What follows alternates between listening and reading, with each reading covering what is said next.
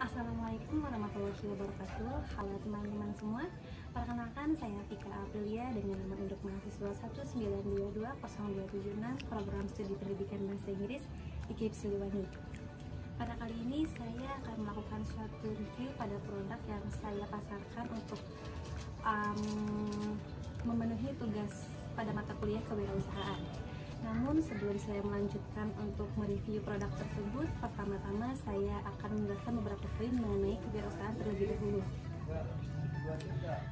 Kewirausahaan adalah suatu sikap atau kemampuan seseorang dalam melakukan atau menciptakan sesuatu yang baru dan memiliki keunikan yang dibuat secara kreatif dan inovatif, yang memberikan manfaat bagi orang lain dan memiliki nilai tambah.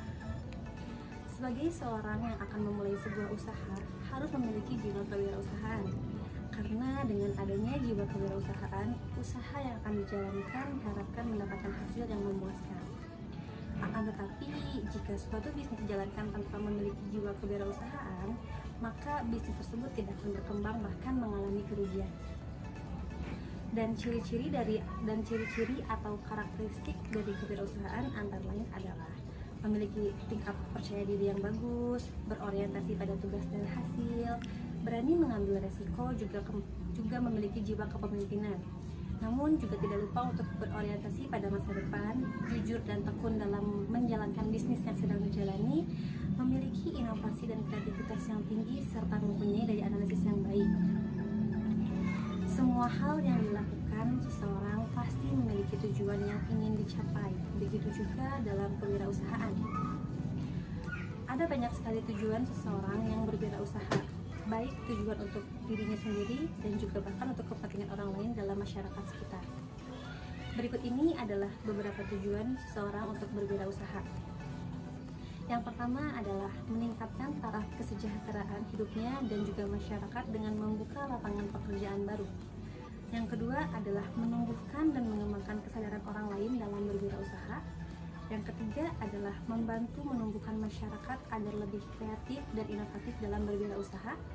Yang keempat adalah membantu memberikan sumbangan sosial baik berupa materi maupun non-materi. Dan yang terakhir adalah menciptakan lapangan pekerjaan baru. Nah, cukup sekian beberapa poin yang saya jelaskan mengenai kewirausahaan, dan sekarang saya akan lanjut pada tahap review dari produk, yaitu madu yang berasal dari lebah kelanceng. Ini adalah contoh dari madu yang biasa saya perjualbelikan. Madu ini berukuran 350 ml dengan harga jual kisaran sekitar 300.000 untuk di pasaran. Nah, bagaimana cara madu ini bisa dihasilkan atau didapatkan? Berikut akan saya jelaskan. Baik, seperti yang sudah saya jelaskan sebelumnya, namun akan saya sedikit mengulangnya kembali ya. Jadi, produk yang akan saya review adalah madu, di mana madu ini adalah madu yang berasal dari lebah kelanceng. Dan seperti yang mungkin banyak orang ketahui, bahwa lebah kelanceng bukanlah lebah yang berbahaya, karena lebah kelanceng tidak memiliki serat. Maka dari itu, lebah kelanceng adalah salah satu jenis lebah yang aman untuk dibudidayakan. Dan disebab dengan lebah kelanceng yang aman untuk dibudidaya, maka berikut adalah hasil dari budidaya lebah kelanceng tersebut.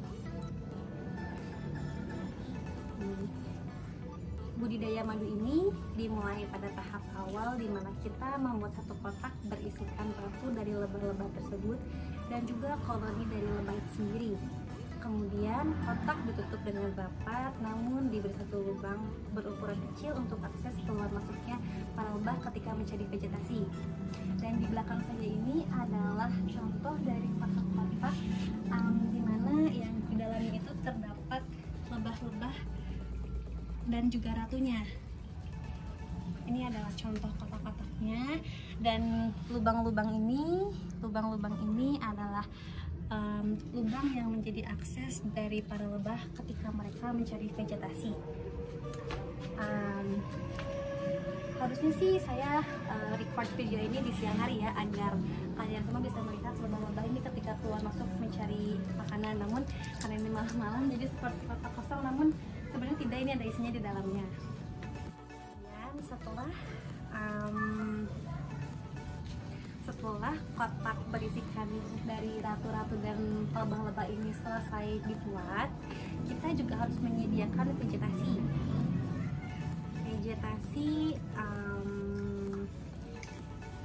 Yang cukup, kita harus menyediakan vegetasi yang cukup sebagai makanan dari si lebah-lebah tersebut agar dapat menghasilkan madu yang baik.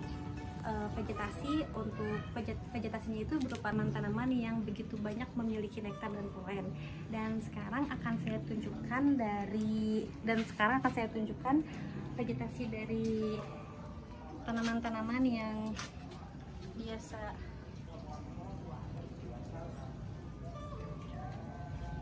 menjadi pusat makanan dari lebah-lebah tersebut. Dan salah satu contoh bunga yang biasanya memiliki jumlah nektar yang bagus itu seperti bunga matahari dan air mata pengantin yang sedang menjadi pot saat ini. Dan ini juga salah satu contoh bunga di mana bunga ini memiliki jumlah polen dan nektar yang begitu tinggi. Nama dari bunga ini adalah bunga kaliandra.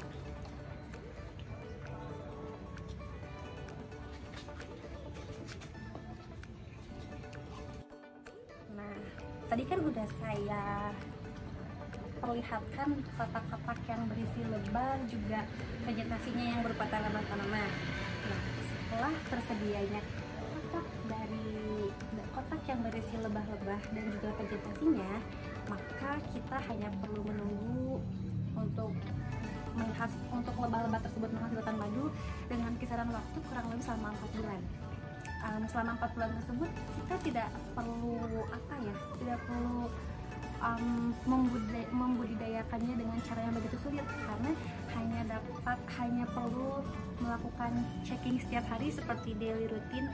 Kita hanya perlu mengecek apakah lebah-lebah ini tetap hidup atau tidak dengan cara memasukkan suatu lidi ke dalam lubang kecil tadi. Karena ketika lubang ini ketika kotak dimasuki suatu lidi, karena kan ratunya nanti akan merasa terganggu. Nah, ketika mereka itu merasa terganggu, maka mereka akan keluar dari kotak-kotak tersebut. Itulah salah satu tanda untuk mengetahui bagaimana lebah-lebah tersebut tetap hidup atau tidak.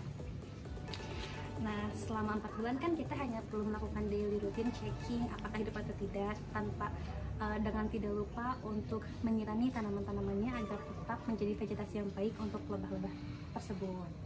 Setelah 4 bulan lamanya, kita menunggu tibalah hari di mana lebah-lebah ini harus kita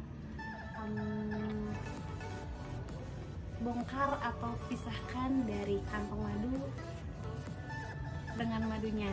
Untuk apa ya? Karena untuk madunya untuk diproduksikan. Nah, jadi setelah menunggu 4 bulan itu, kita kan akan membongkar ini dengan cara setelah dibongkar itu nanti caranya tuh si madu-madunya itu dari kantongnya itu dipisahkan melalui cara penyedotan.